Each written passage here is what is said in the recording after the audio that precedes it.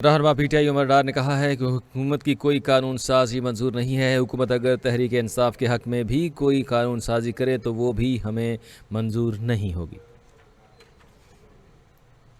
اس وقت آئینی ترامیم اور کانسٹیٹیوشنل کورٹ کو لے کر یہ اس وقت جو صورتحال بنی ہوئی ہے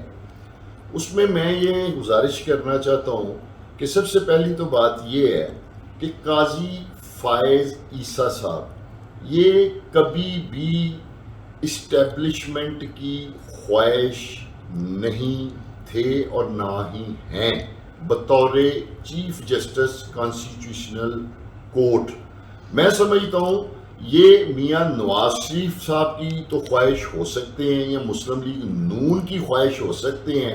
کانسٹیٹیوشنل کورٹ بطور چیف جسٹس، لیکن اسٹیبلشمنٹ کی خواہش قاضی فائز عیسیٰ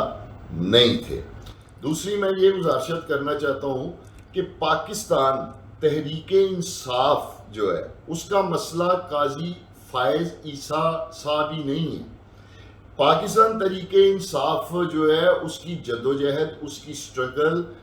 آئینی ترامیم جو ہونے جا رہی ہیں ان کے خلاف ہے، اور یہ جو ایک متبادل کانسٹیٹیوشنل کورٹ بننے جا رہی ہے یہ اس کے خلاف ہے. لہذا میں سمجھتا ہوں کہ اس وقت جس طرح قاضی فائز عیسیٰ صاحب کو اس سارے عمل کے بعد سپرد خدا کیا جا رہا ہے، اسی طرح یہ آئینی ترامیم اور کانسٹیٹیوشنل کورٹ کو بھی سپرد خدا کرنا چاہیے. اور دوسری بات، یہ جو حکومت بات کرتی ہے کانسٹیٹیوشنل کورٹ کی اور آئینی ترامیم کی، میں ان سے یہ پوچھنا چاہتا ہوں کہ جو کانسٹیٹیوشن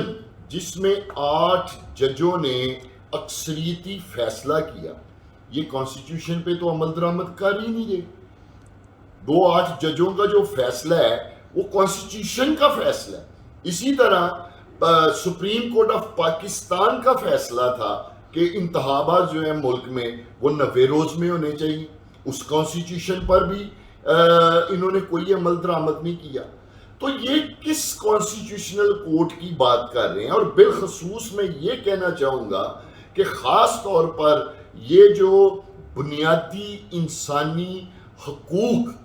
جو اس کے ساتھ چھیڑخانی کر رہے ہیں، جو اس کو سلب کر رہے ہیں، اگر یہ بنیادی انسانی حقوق یہ جو اس کو ہی سلب کر دیتے ہیں تو پھر تو میں سمجھتا ہوں یہ کانسٹیٹیوشنل کورٹ نہ بھی ہو تو وہ جو آلریڈی سپریم کورٹ ہے اس کا بھی وجود ختم ہو جاتا ہے، اس عدلیہ کا بھی وجود ختم ہو جاتا ہے. اس لیے کہ جب بھی کسی وقت کسی کے ساتھ کوئی زیادتی ہوتی ہے، کوئی اس کے ساتھ ظلم ہوتا ہے، کوئی جبر ہوتا ہے، اس کے حقوق کو مسخ کیا جاتا ہے، تو وہ اس کے پاس تو جو آخری راستہ ہے تحفظ کا وہ عدلیہ ہی ہوتی ہے.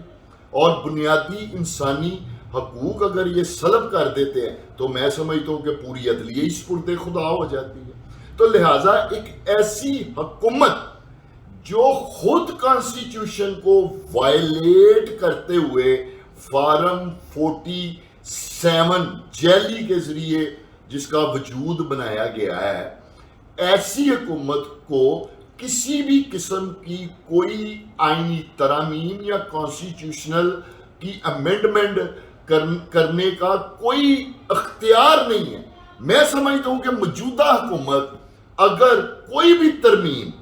پاکستان تحریک انصاف کے حق میں بھی کرے تو ہمیں وہ ترمیم بھی نہیں چاہیے، کیونکہ یہ حکومت جو ہے یہ حکومت خود غیر آئینی ہے. یہ حکومت خود کانسٹیٹیوشن کو وائلیٹ کر کے، ایک کانسٹیٹیوشن کو مسخ کر کے، سلب کر کے یہ حکومت جو ہے کہ جیلی فارم 47 کی بنائی ہوئی حکومت ہے. تو ایسی حکومت جب کانسٹیٹیوشن کورٹ کی بات کرتی ہے، آئینی ترامیم کی بات کرتی ہے، تو یقین جانیں کہ قوم جو ہے وہ حیران نہیں بلکہ ششدر ہو کے رہ گئی ہے حکومت کی ایسی حرکتوں پہ. لہٰذا پاکستان تحریک انصاف کی یہ جو جدوجہد ہے، یہ جو سٹرگل ہے ان آئینی ترامیم کے خلاف اور کانسٹیٹیوشنل کورٹ کے خلاف، یہ انشاءاللہ تعالی جاری رہیں گی، اور بالخصوص یہ جو انسانی حقوق کو سلب کرنے جا رہے ہیں، اس کے لیے ہم ہر سطح پہ ملک میں آواز اٹھائیں۔